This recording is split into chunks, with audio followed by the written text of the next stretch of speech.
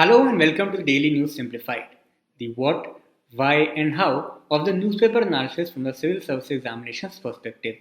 So, today we are going to discuss the Hindu Daily edition dated June 1st, 2023. The important topics which are to be discussed have been displayed on your screen, and the time stamping of the same has been provided in the description box below. So, now let us begin our today's session. This topic has appeared at page number 16 in today's The Hindu Daily edition.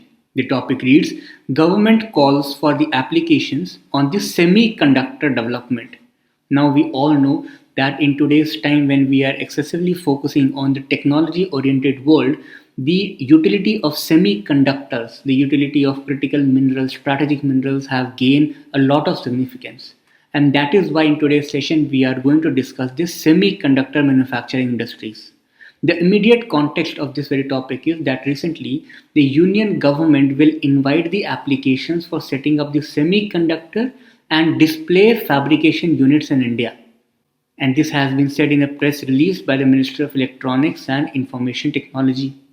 So the idea is that because the government is focusing on setting up of semiconductor chip fabrication units in India, so it becomes imperative for us to understand various dimensions associated with this with regard to our UPSC scheme of syllabus.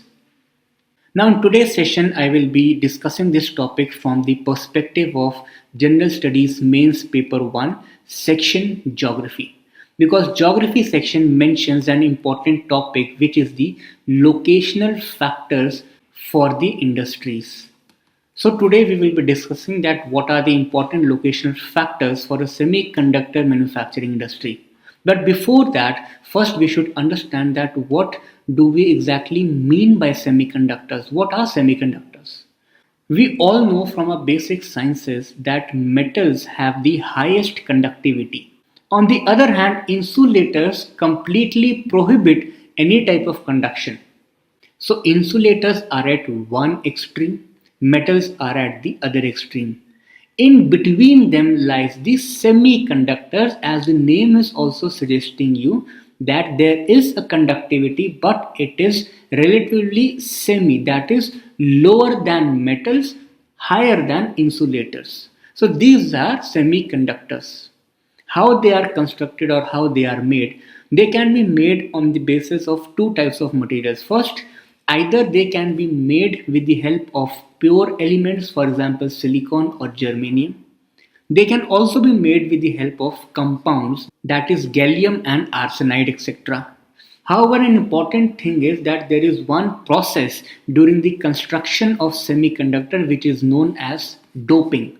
Doping is basically the addition of impurities in the pure elements, which means that if we are making these semiconductors out of the pure elements, then the elements are added with certain amount of impurities, and these impurities basically change the conductivity. They alter the characteristics of these elements and provide them the necessary characteristics which a semiconductor requires, for example low weight, higher efficiency, better conductivity, etc.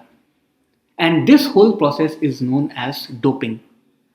So in this regard, now we shall come to our main topic, that is what are the various locational factors for a semiconductor manufacturing industry. So first important factor is the cost. Now we know that whenever we discuss the locational factors for any industries, the raw material is one of the most important locational factor, right? But because the semiconductor manufacturing industry is being developed in recent times, whereby the dependence on raw material has relatively reduced and the other locational factors like cost, workforce, transportation, etc. have relatively increased. And there is a reason for this. The reason is that the raw materials which we require to make a semiconductors, many of those raw materials belong to the group of either the critical minerals or the strategic minerals. Most of these countries in the world are lacking in these minerals, but they cannot remain behind the other countries when it comes to the semiconductor manufacturing industry, because this is one of the most critical industries in today's times. But they are not having the raw material for this. So that is why they depend on the import of these raw materials from those countries which are rich in it. And that is why, because they cannot grow the raw materials and they are more relying on the imports, so that is why now it is an established fact that transportation becomes a very important locational factor, right? So first we'll discuss the cost. Now costs are primarily of three types when it comes to the semiconductor manufacturing industry. One is the labor cost, operations cost, as well as services cost. Now because in this line we should also understand the other locational factor, that is workforce. Now because technically skilled workforce is required, and that is why the labor cost increases when it comes to the establishment of these industries. Also, because it requires a huge amount of automation, the operational as well as services cost also increased. When it comes to the technically skilled workforce, so not only the engineers, but because these industries are so diverse, we also require lawyers, accountants, CAs, etc. So we should not restrict while thinking about these industries to only the engineers, to the people who are just directly related to the, let's say, manufacturing of chips. But we should also be knowing the fact that other types of workforce are also required. The third important factor is transportation. We just discussed that how transportation plays its role during the import as well as export of such raw materials. Also, the forward as well as backward linkages become very important when it comes to connecting the sites of raw material to the industries, further down to the markets. So these forward backward linkages again are important, and that is why the transportation, which may be via rails, roads, waterways, airways, etc., any mode of transportation can play its role.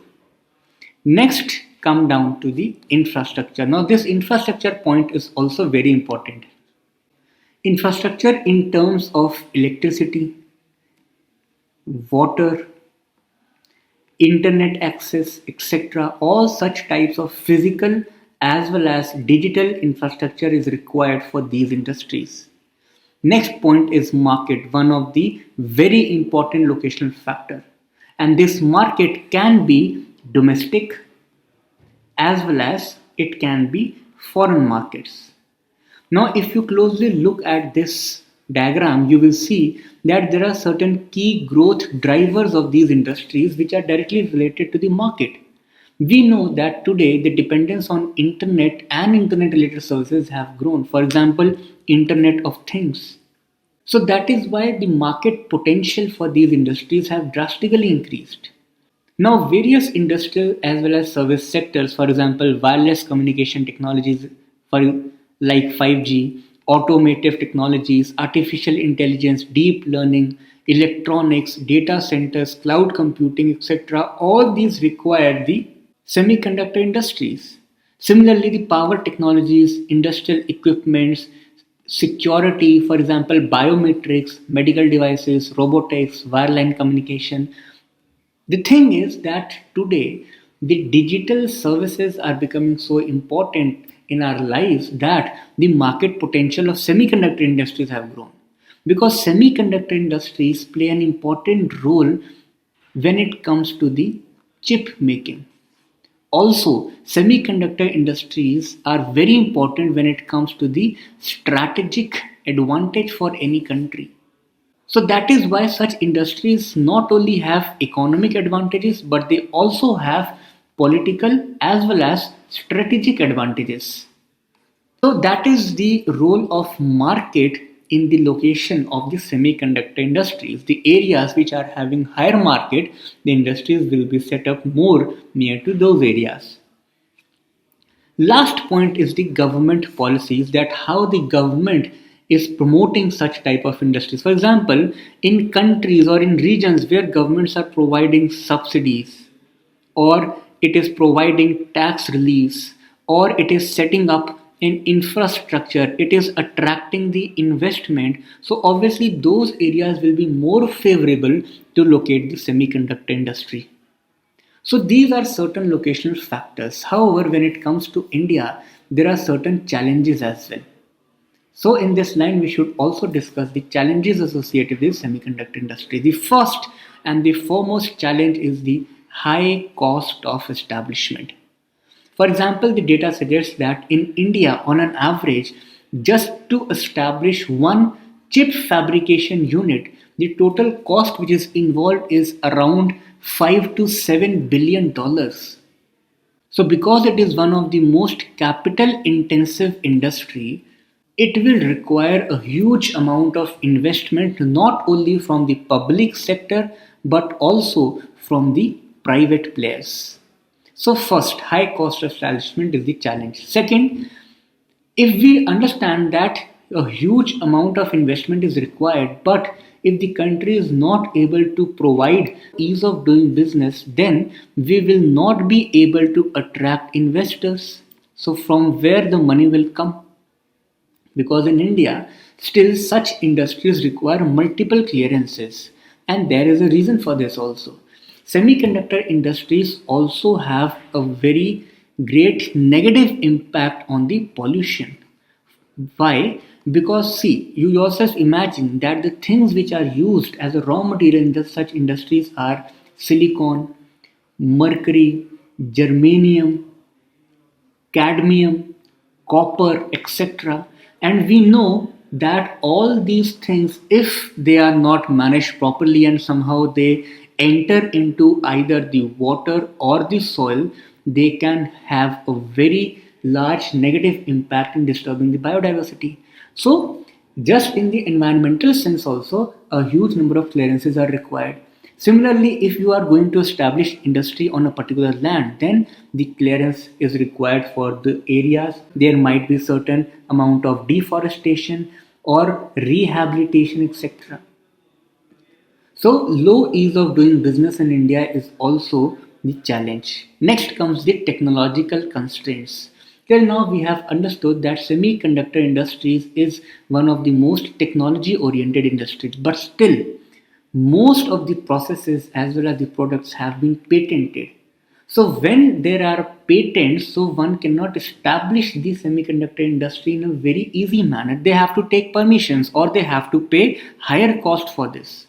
So there are certain technological constraints. Also, India's investment in research and development is far below than the countries like China, US, Japan, South Korea, etc. So on one hand, we are not investing in R&D. On the other hand, the when we are going to take permissions from the patent holders, our cost is increasing. Next comes the structural as well as policy constraints. For example, still out of total FDI, only 1% comes in the electronic sector, despite the fact that we have given 100% of the FDI in this sector under automotive route. So this is an issue. And why there is a low FDI? Why we are not able to attract foreign investments? The reason is land acquisition challenges, complex tax regimes, etc. So you have to understand that these factors, all these challenges are not operating in isolation. They are connected. One is the cause and one is the effect of each other. Next challenge is the unstable power supply. Still, in many regions, we are not able to provide continuous electricity for 24 hours. So these are certain challenges which are not allowing India to tap its real potential. In this regard, from the current affairs, an important topic emerges: India Semiconductor Mission. So we should be aware about the factual details about the India's semiconductor mission. So mission has been set up as an independent business division within the Digital India Corporation. So there are 6 objectives of this mission. First is to build a vibrant semiconductor and display design and innovation ecosystem to enable India's emergence as a global hub for electronics manufacturing and design. So basically this objective is telling you the basic goal of India and what is the ambition which India is having in relation to the semiconductor industry. Second is importance to organize efforts for promoting the semiconductors and display industry, enabling a multi-fold growth of Indian semiconductor design industry, facilitating indigenous intellectual property generations so that the patent lies within India, incentivizing the transfer of technologies so that we can get the technologies under the bilateral regional agreements at a lower cost, enabling the collaborations and partnership programs with the national as well as the international agencies. So these are certain objectives of Indian semiconductor mission. Under Atmanirbharta government approved Semicon India program, which is in a short form also known as SIP, with a total outlay of INR 76,000 crore, it aims to provide the financial support to companies investing in semiconductors. So this Semicon India program SIP is also important.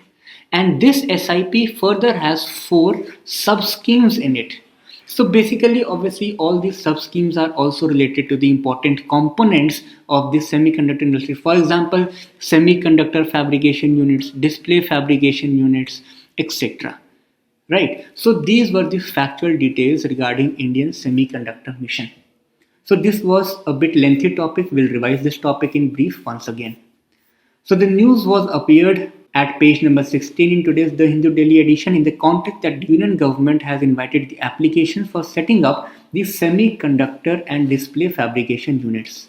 Then we learned that what exactly do we mean by semiconductors, about their conductivity and about their constructions. We also learned about the process known as doping. Then came the locational factors for semiconductor industry in terms of cost, workforce, transportation, infrastructure, market, as well as the government policies. From this diagram, we saw that how our daily life or changes in our lifestyle actually are driving the demand and increasing the market potential of semiconductor industries. But then we also looked at the certain challenges which India has in this regard. For example, high cost of establishment, low ease of doing business, technological constraints, structural and policy constraints, as well as unstable power supply. After these challenges, we saw that what are the basic objectives of India's semiconductor mission, what is Semicon India program, and the sub schemes under the SIP. So this topic has appeared at page number 10 in today's The Hindu Daily edition in the editorial section. And the topic is titled Uncertain Showers.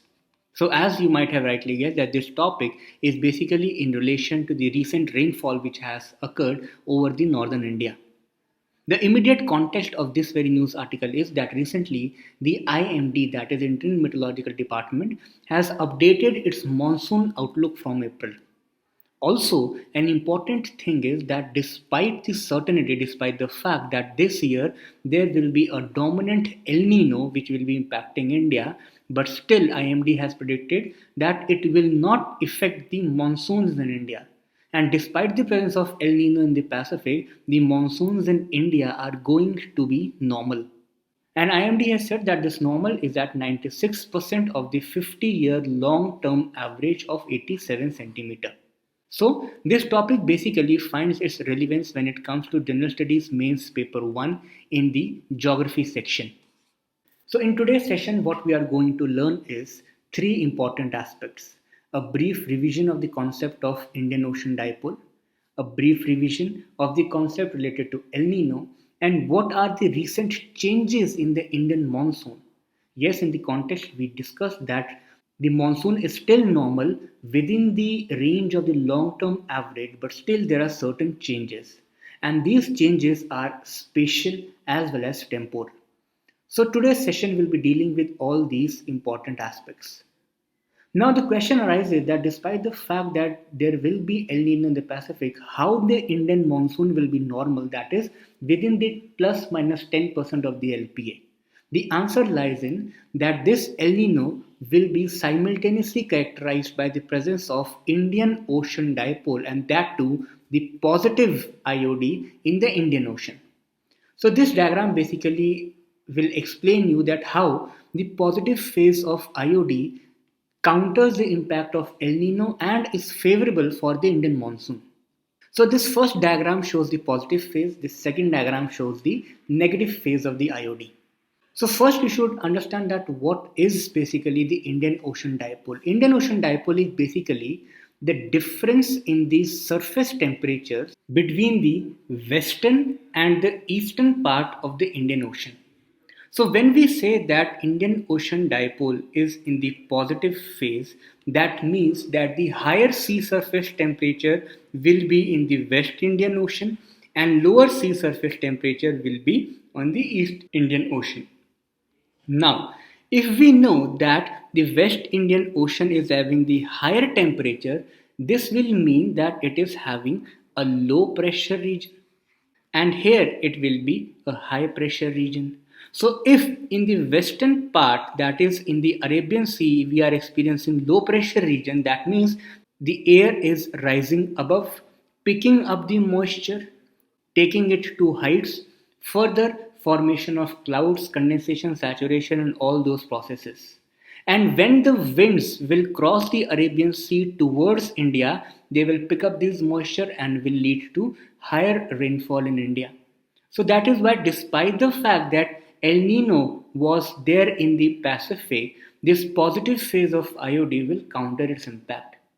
On the contrary, the negative phase will be here it will be low temperature, which means higher pressure region, and air will be descending, and that is why it will be characterized as the stable atmospheric condition.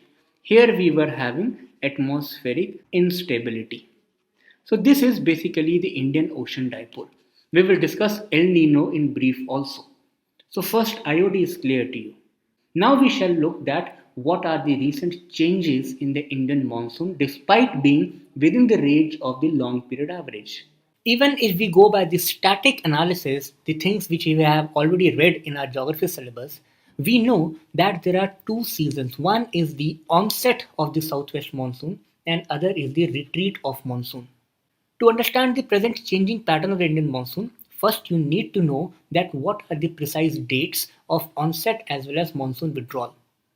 If we start from the southern India, the conventional date to hit the monsoonal winds on the state of Kerala was 1st June.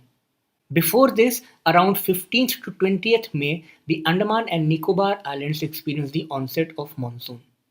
And as we move towards northern India, there is a gap of few days. For example, Karnataka it is 5th June, Maharashtra 10th June, Gujarat it is 15th June, Rajasthan it is 1st July, and the western Rajasthan, that is Thar Desert, is around 15th July.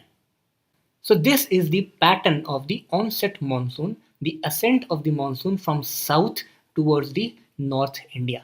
And that is why, according to the Indian Meteorological Department, there are 4 months of Indian monsoon. These 4 months are June, July, August, as well as September. Second half of September and October onwards starts the retreating monsoon. For example, from the northwestern India, it is 15th September. Then from the central India, it is 1st October. Then in the southern India, that is the peninsular part, it is somewhere between November to December. But the changing patterns are different. The IMD data shows us that the existing dates for normal onset and withdrawal of the southwest monsoon based on 1901 to 1940 data. The new dates which were being used by the IMD from June 1, 2020 based on 1961 to 2019 data has significant changes. For example, if we take the example of our capital, that is New Delhi, the conventional date of onset of monsoon was June 23. But as per new data, it is around June 27. Similarly, for the withdrawal, the date was around 22nd September, but now it is 25th September. So we can see that monsoon has shifted in certain temporal aspects. In this regard, now we will see that what are clear-cut indications or what are the quantifiable data with us which can help us to validate this very claim that monsoon is witnessing significant changes as far as the Indian subcontinent is concerned. Now, first of all, it is very important for us to understand that if we seek the long period average of the rainfall in the monsoonal period across Indian mainland, that remains within the 10% range of the long period average. Now, what is this long period average? This long period average is the average rainfall which has occurred over a particular region, let's say India, in a specific interval of time. To calculate the LPA of India, IMD takes this particular time as the period of 30 years. So that means that if we calculate the average rainfall in India for the previous 30 years, it comes out to be around 88 centimeter for the whole of India. And this 88 centimeter for India is the long period average. So that is why whenever IMD predicts the chances or the probability of rainfall, it has three classifications. First is the normal range. Normal range is the 10% deviation of this long period average.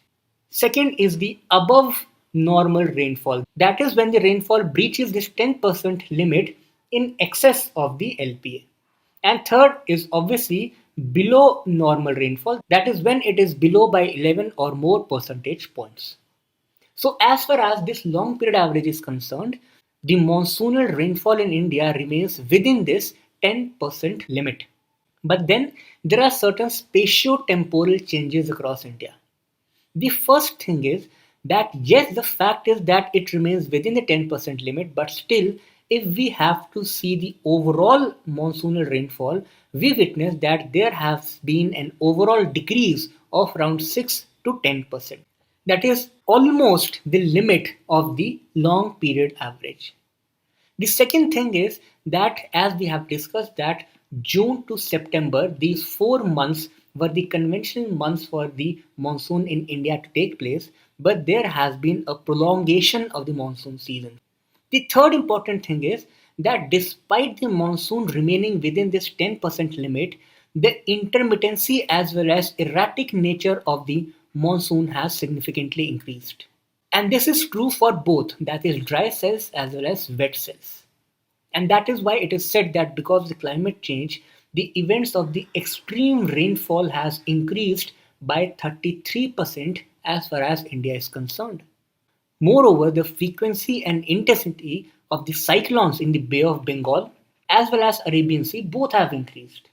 And now we all know that the frequency and intensity of the cyclones of the Arabian Sea is also increasing vis-a-vis the Bay of Bengal. So there have been a significant changes in the cyclonic rainfall of India also. Further, the delays in the monsoonal arrival have also been witnessed as we have discussed in this particular chart. But now the question arises that what are the various reasons which are there for this changing monsoonal pattern in India? So now let us discuss that what are the long-term reasons that why this monsoon is experiencing changed patterns. The long-term factors which are responsible for the long-term significant shifts in the monsoonal patterns across India. And all these long-term factors have a common root, that is climate change. So the first factor is the warming of the ocean. As we understand that India is surrounded by the water body on three sides. Here we have Arabian Sea and here we have Bay of Bengal. It is witnessed that both the Arabian Sea as well as Bay of Bengal is rising their temperature, and that is why on both the coast of India, that is western coast as well as eastern coast, we are having the presence of warm pool regions. So earlier what was happening was that during the monsoonal period, because of the presence of rainfall over these areas, the temperature of Arabian Sea and the Bay of Bengal was getting lower. But now because of the climate change, this temperature is not getting lower.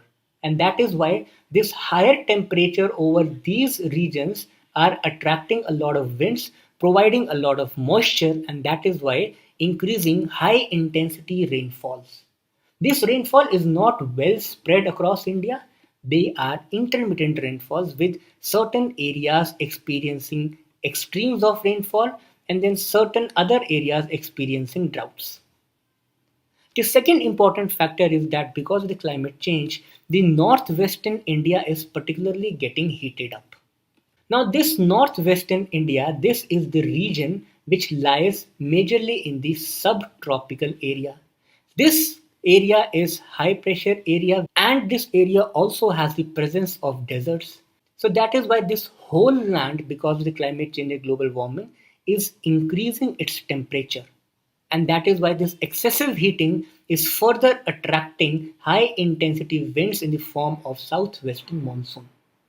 The third is growing periodicity of the ENSO circulations. Now, what do you mean by ENSO circulations? ENSO circulations basically refers to the El Nino as well as La Nina. El Nino is exactly the opposite situation of La Nina, whereby the warm waters reduce their temperature, and that is why the coast of Australia experiences high pressure, which in turn leads to drought situations across the India. And the last important long-term factor is urbanization, which is mainly anthropogenic factor. Now, how this is experiencing or altering the monsoonal patterns? You might all have read about the heat island effect. Now, what is heat island effect? Heat island effect basically refers to that we have generally experienced that within the boundaries of city, let's take this as a city region, and these are the village or the rural areas in the surroundings in the vicinity of this city.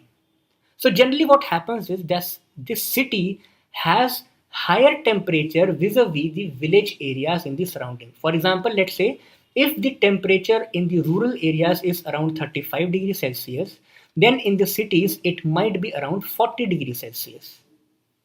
So that is why these city regions are known as heat islands. That is the islands of heat. And these heat islands further have very large scale impact on the weather systems, because now again this particular region is experiencing higher low pressure, that is why attracting the winds from the surrounding areas. Further, this city region also have the presence of dust particles, maybe from the vehicular traffic or from the industries. These dust particles further act like hygroscopic nuclei, which in turn aids the rainfall. But this increasing rainfall in the cities obviously will devoid the rural areas from their natural moisture content, and that is why it is witnessed that there has been a significant alterations in the monsoonal rainfall across India as well as across several regions, states and cities. So these are the various causes for the recent shift in the monsoonal patterns across India. This topic has appeared at page number 18 and is titled as India Seeks a Leeway to Plan the Shift to Sustainable Aviation Fuel. As we are aware of the fact that globally almost every country is taking its own steps, it's making its own strategy in order to reduce the carbon emissions to fight the climate change. And among all those technologies, among all those steps, one of the important steps is the sustainable aviation fuel in order to reduce the carbon emissions from the airline sectors.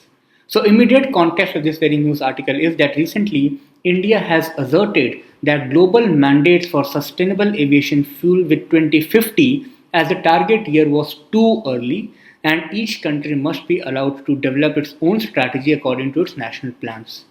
So this topic is mainly relevant from the prelims examinations perspective, and we should be aware that what exactly is the sustainable aviation fuel. So basically sustainable aviation fuel is a type of a biofuel. First, it is used to power aircraft obviously, and it has similar properties to the conventional jet fuel but with the smaller carbon footprint. So it has almost similar properties, but the carbon emissions are on the lower side, and it is a type of biofuel. Therefore, it has the greatest potential to reduce the CO2 emissions from international aviation. It can reduce the life cycle of the GHG, that is greenhouse gases emissions, dramatically. Let us see that how this sustainable aviation fuel is made. So the feedstock, for example, the forestry waste, used cooking oil, household wastes, algae, etc., all these are taken and then they are converted to the sustainable aviation fuel. Once the sustainable aviation fuel is created, it is then mixed with the traditional jet fuels and it is blended together to make it suitable for the use by the aircraft, and then obviously finally it is delivered to the aircraft. So this was the simplest explanation of the sustainable aviation fuel. Sometimes it may also have a net negative greenhouse gas footprints, and SAF can be blended at up to 50% with the traditional jet fuel. Now this is very important. However, there lies one important issue, and the issue is that currently sustainable aviation fuel is more costly than the traditional jet fuels. It has the potential to provide a life cycle carbon reduction of up to 80% compared to traditional jet fuels, but the only thing as of now is that it is more costly, and therefore several airline companies are showing reluctance to shift to the sustainable aviation fuels. So this was a very short topic. This article has appeared at page number 11 in the article section. The topic reads, Is India missing the graphene bus? So as you have rightly guessed that this topic basically deals with the analytical aspects of the graphene and the present status of it in India. The immediate context which this writer has bring out in this article is that he says that artificial intelligence, quantum computing and graphene, these three are the emerging technologies which are poised to revolutionize the human machine interface in the coming decades. And it says that while India holds a leading and strong position when it comes to the artificial intelligence and quantum computing, it must strive to bridge the gap in research and production of graphene.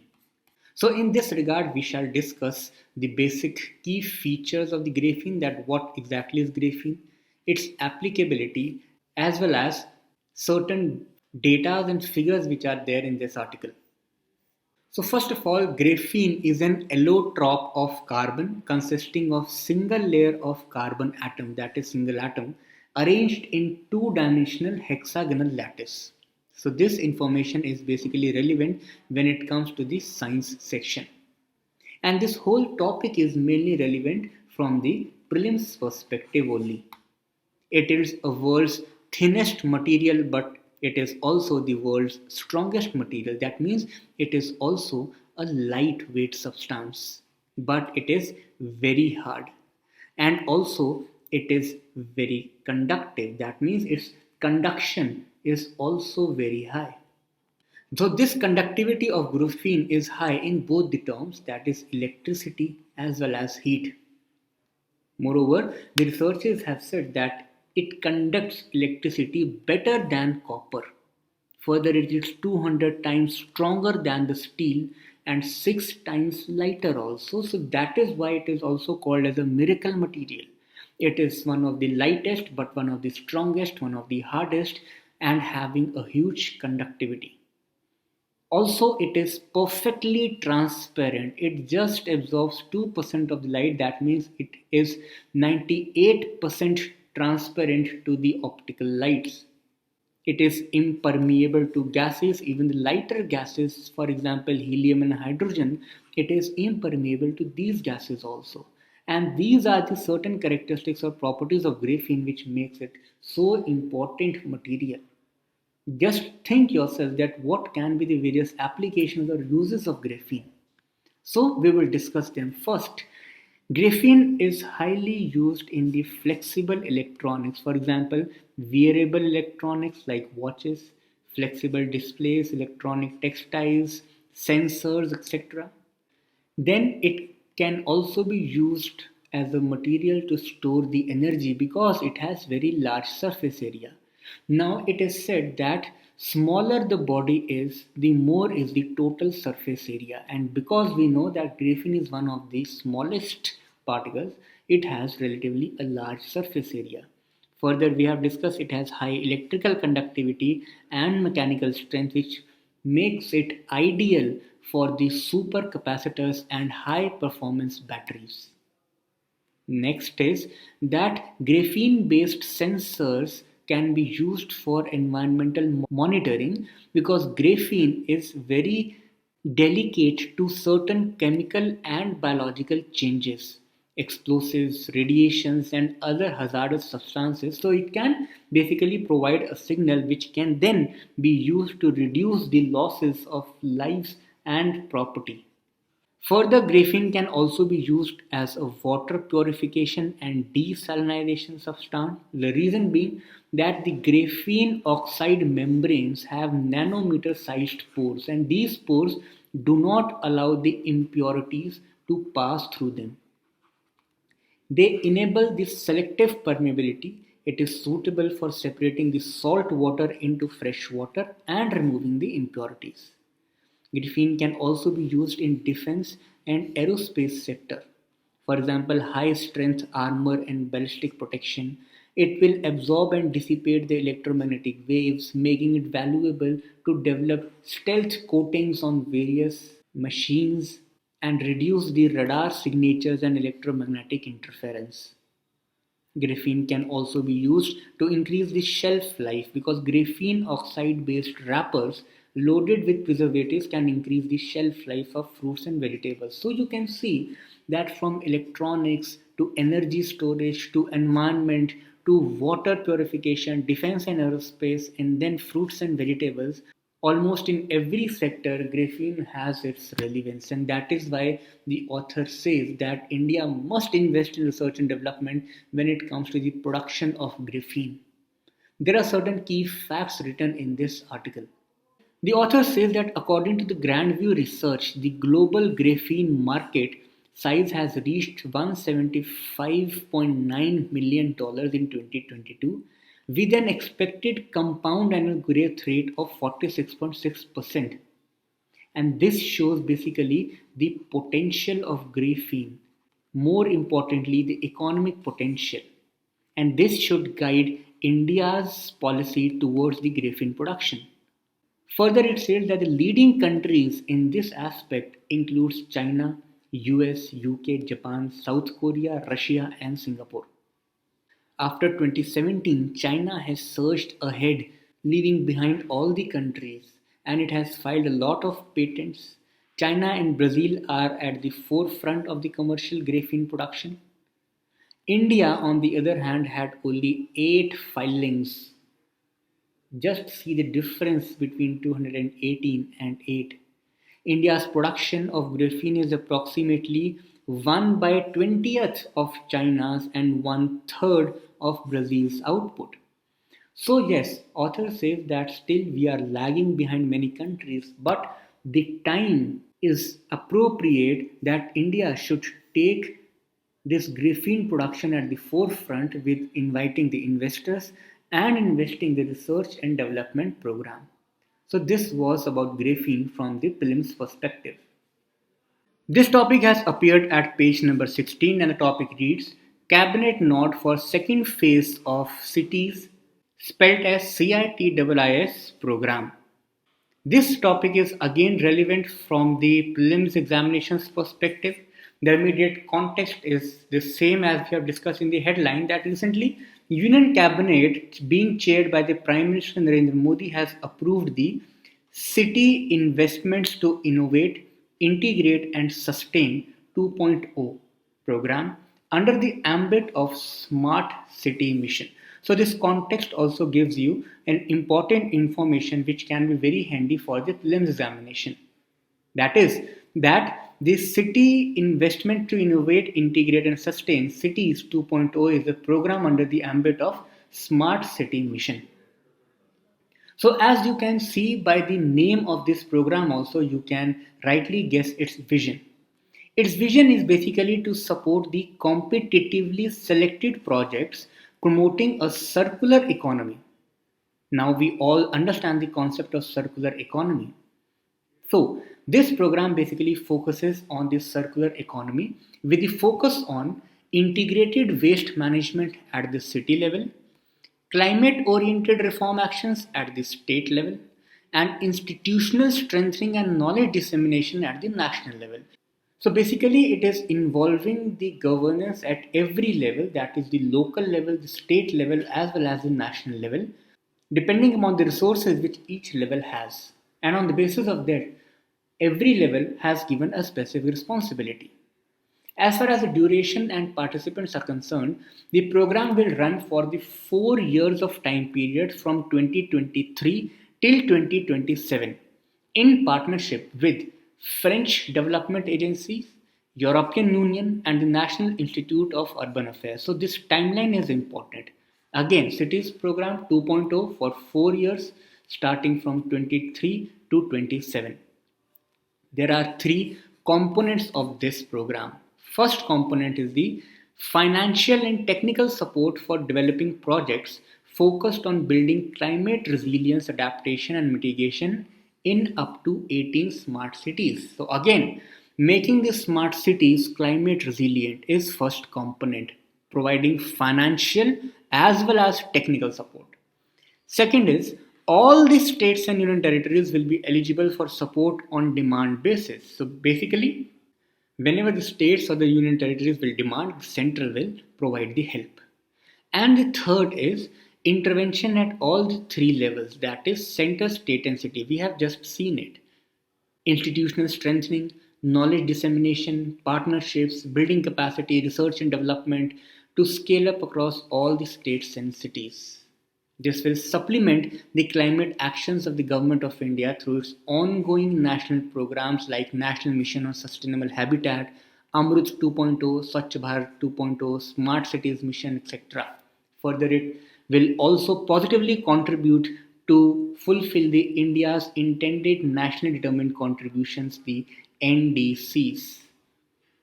The background of this program is that the first phase of cities was launched in 2018 with projects in 12 cities, name as given. Right?